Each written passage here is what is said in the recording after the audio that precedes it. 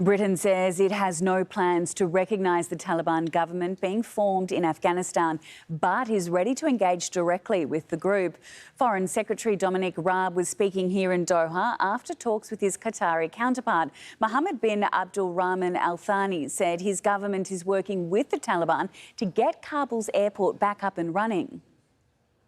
We are working very hard and also engaging with Taliban to identify what are the gaps and the risks for having the airport back up and running. But we will remain hopeful that we will be able to operate it as soon as possible. Getting air traffic moving is just one challenge facing Afghanistan's new rulers as the economy teeters on the brink of collapse. Prices of essential goods have soared, while the US has frozen about $10 billion in national reserves, mostly held abroad. There are concerns food could run out within a month. The UN has warned of a humanitarian catastrophe, with about a third of the country's 38 million citizens facing hunger. Jamal Al-Shayal was at the Foreign Minister's press conference here in Doha and has more details on those efforts to restart operations at Kabul airport. The Qatari Foreign Minister Sheikh Mohammed bin Abdulrahman Al Thani confirmed that a technical team from his country was deployed to Afghanistan roughly 24 hours ago. They're there to assess how to get that airport up and running. Obviously, a lot of it was destroyed either by the huge amount of crowds who descended on it or intentionally by the occupying American forces as they left there. So it does require some sort of reconstruction or rebuilding. But the more important one is who is going to be running it, who's going to be manning it. And to that, the Qatari Foreign Minister said that his government was in talks with the Turks as well as obviously the Taliban, the new rulers on the ground, to come up with some sort of a mechanism, although that deal hadn't yet been finalized. He did indicate or point to the fact that they do expect something to be agreed within the coming days, which was corroborated to a certain extent by word we're hearing from sources inside Afghanistan who say the Taliban are hoping that domestic flights will be resuming in the next few days and possibly international flights within a week or so. A senior Qatari source told me that the initial flights that Qatar would be helping to operate would be either humanitarian or evacuation ones. That is their main focus for now, not necessarily civilian ones. The Taliban is still facing armed resistance in the Panjshir Valley. The mountainous enclave is 150 kilometres north of Kabul. Since the capital fell, it's been the only province to hold out against the group. There's been more fighting after talks between the two sides failed to reach a settlement. Dozens of people have been killed. For more on this, let's cross live to Rob McBride, who's on the ground in Kabul. Rob, what more can you tell us about why the discussions between the two groups failed? That's right. I mean, this standoff and the clashes have been continuing, and the Taliban and its units pretty much have the whole of this valley surrounded. They also are saying that they are putting pressure on this pocket by pressuring various strategic points around the valley. For their part, the resistance force inside the valley say they have been putting up a fierce defense, claiming to have killed and injured scores of Taliban fighters. But the fighting continues, and especially with the breakdown of talks. Now, talks have been ongoing for days now at trying to find some peaceful resolution of this, some sort of way for the resistance to surrender. As resistance has given way throughout Afghanistan, this remains basically the only pocket of armed resistance now to the Taliban. But according to the Taliban, they've been holding talks with the leader, Ahmad Massoud, the leader of the resistance, and they say that the reason for these talks breaking down were completely irrational demands from Massoud and the resistance fighters that he is leading. They say that, for example, they have demanded that as part of any peaceful resolution of this, the force be allowed to hold on to all of their weapons. Now, that isn't too outlandish, but then according to the Taliban, this group has also demanded a third of the representation in the Taliban's new government, which does seem to be a big ask, given the fact that this resistance group really is relatively small compared to the Northern Alliance, which was its precursor. The Panjshir Valley is the home to traditional resistance in Afghanistan. It was where the Northern Alliance was based 20 years ago, that with the help of the United States swept the Taliban from power. But you've got to say that this force in 2021 is a much smaller force. It is nothing like as powerful as the Northern Alliance. So it seems inconceivable that the Taliban at this stage is going to give much in the way of concessions. And there is every indication that these clashes will continue and could well intensify. Since its takeover, the Taliban has been promising an inclusive government, but that all depends on its interpretation of Sharia law. Have we got any more details about how women will be treated going forward? That is a continuing issue here, a continuing concern. The talks have been going on down in Kandahar about the makeup of this new government, and we are expecting fairly imminently that they will announce what this new Taliban government will look like. But that is the concern. There are all of these assurances we've heard from the Taliban about inclusivity and that the rights of women, human rights, the rights of children will all be respected. But there is this caveat, of course, that it has to be within the framework of Sharia, and it's the interpretation of that which is the issue. So there is expected to be some compromises, but you know, people are saying, well, this is the Taliban after all, and yes, they are very different to the Taliban of 20 years ago, but they can't stray too far from some of their ideological beliefs because they wouldn't be the Taliban. So but people are expecting that maybe there will be concessions, but there is a suspicion amongst many people that maybe not at national level, but maybe more at local levels, at unit level, once the attention of the world, the focus is off Kabul, is off the Taliban, that they could well be reverting to type, and that in the implementation and interpretation of Sharia, we could see a very strict interpretation to the detriment of groups such as women and children here in Afghanistan. Appreciate your insights, Rob McBride, there live for us in Kabul. For more on the resistance movement, let's bring in Obaidullah Bahir. He's a lecturer at the American University of Afghanistan. He joins us from Kabul via Skype. Hello there, Obaidullah. Thanks for joining us. Tell us more about the likelihood of this resistance movement getting its demands of the Taliban. Thank you for having me. This is quite a tricky situation and a very difficult time for the country as well, because we're looking at a possible civil war in case these negotiations fail. We have to keep in mind the asymmetry in capabilities and capacity for fighting as well. The resistance movement in Panjshir is 5% of the force that the Taliban have.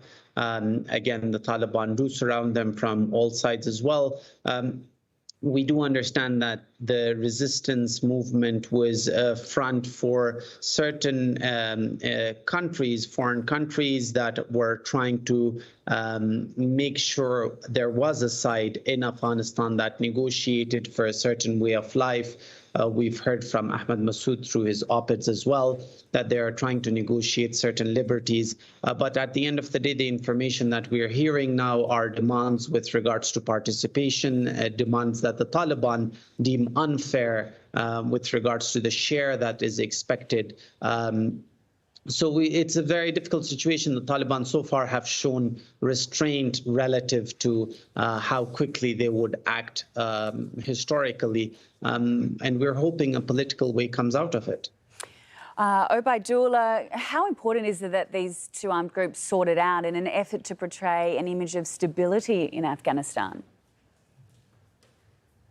There's some sort of historical context here as well. The Panjshir Valley and the Northern Alliance resistance was a bane to the Taliban's existence the first time they were in power. They led the foreign troops that overtook or overthrew the Taliban government back in 2001, and they were in positions of power throughout these 2 decades.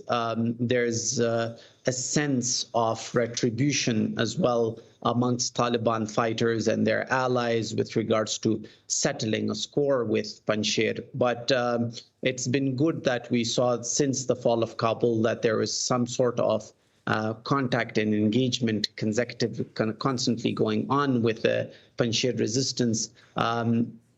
It wouldn't affect people's lives majorly within cities, but it would show Taliban's tolerance for any dissent or any difference in opinion.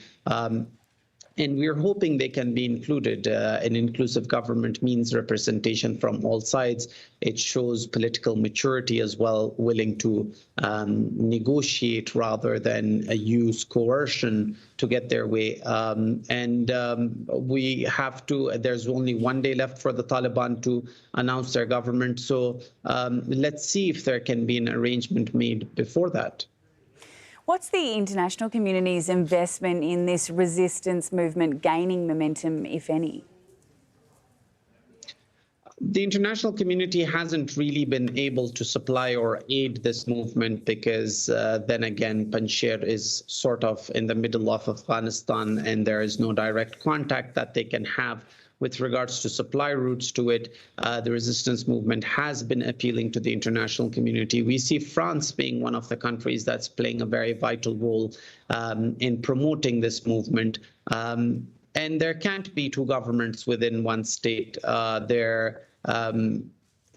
It's eventually going to lead to bloodshed of common civilians and normal Afghans in the leadership, even if they choose to resist, will eventually have to flee. And if they do, we will just have blood of more and more Afghans on our hands. And we're hoping that political sense prevails on all sides and we don't have to take that path again. We appreciate your insights. Obaidullah Bahir is a lecturer at the American University of Afghanistan. Thank you for your time. Thank you for having me. Russian President Vladimir Putin has criticised America's lengthy involvement in Afghanistan, saying 20 years of war achieved nothing. American troops were present in Afghanistan for 20 years, and over those 20 years they were trying, and this can be said without offending anyone, to civilise the local people. But in fact, they were trying to impose their norms and standards of life. The only result was tragedies and losses for the United States, and especially for the people who live in Afghanistan. This is a zero result. There are still questions about what went wrong with the departure of American forces from Afghanistan. US defence chiefs have been facing the press for the first time since the end of the withdrawal. They say the war hasn't been fought in vain. Paddy Culhane reports from Washington. These are the men in charge of running the U.S. military, ultimately responsible for carrying out the president's orders, now defending the withdrawal from Afghanistan. It was heroic. It was historic. Choosing to focus on the fact that they say 124,000 people were evacuated in a hostile environment. But that leaves out the questions. How could the intelligence be so wrong about the strength of the Taliban? Why was it such a chaotic situation? Why weren't they able to get out all Americans and the tens of thousands of Afghans they pledged to help during a disorderly evacuation that saw 175 people killed, including 13 U.S. service members from a suicide attack near the airport? That, they said, are questions for later. And I'd also say that no operation is ever perfect. I will tell you that we will do what we always do, and that is to look at ourselves and do after-action reviews, and we want to make sure that we learn every lesson that can be learned from this experience. They may be questioning themselves in private, but allies are doing it publicly. In my view, we do not need another such geopolitical event to grasp that the EU must strive for greater decision-making autonomy and greater capacity for action in the world. But this appearance was less about reassuring allies than their own troops.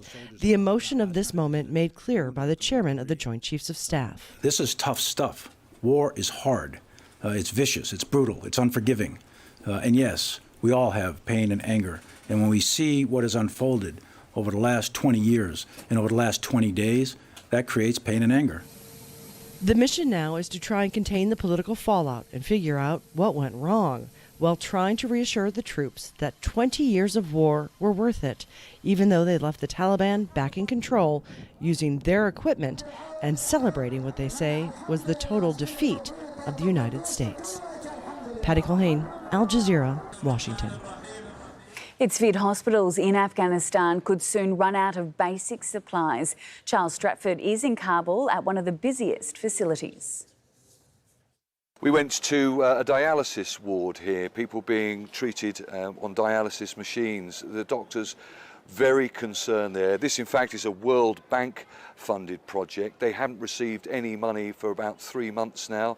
That means none of the staff have been paid. They're running very low on vital equipment and medicine in that department. One doctor said that if the people there being treated do not get treatment on a regular basis, they could die within 2 weeks.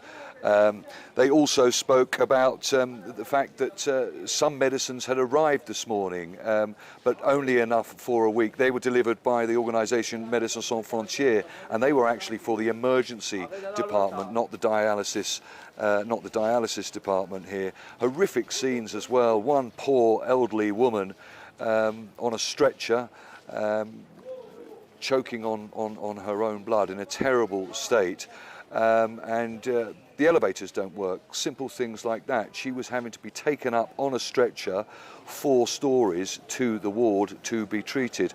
So horrific and worrying scenes there. We also went to the oncology department. Now this department is funded, or was funded, by the former government. A similar scenario there.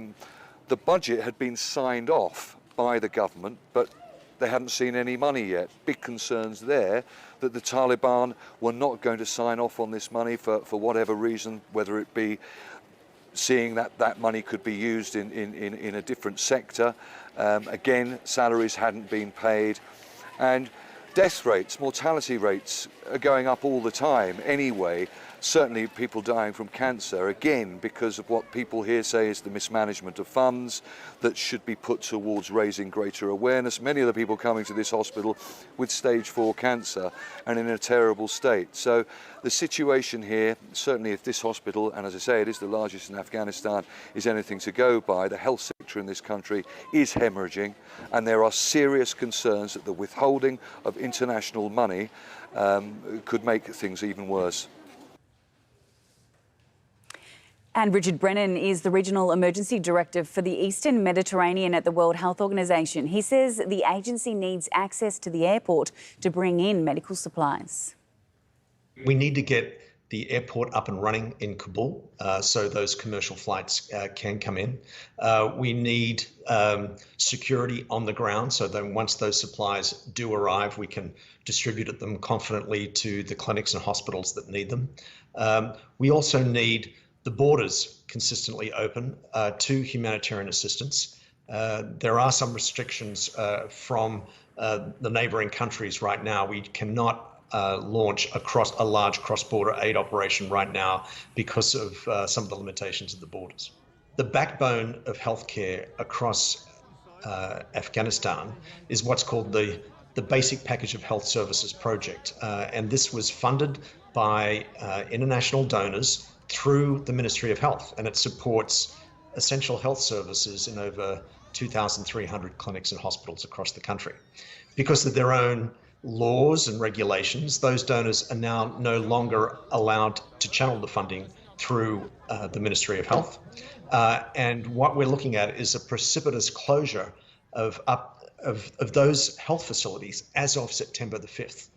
Because they are supported by non-governmental organisations, and those NGOs have written to the government saying, we can't sustain services beyond September the 5th. This would be a precipitous and calamitous closure of healthcare at a time when needs are skyrocketing.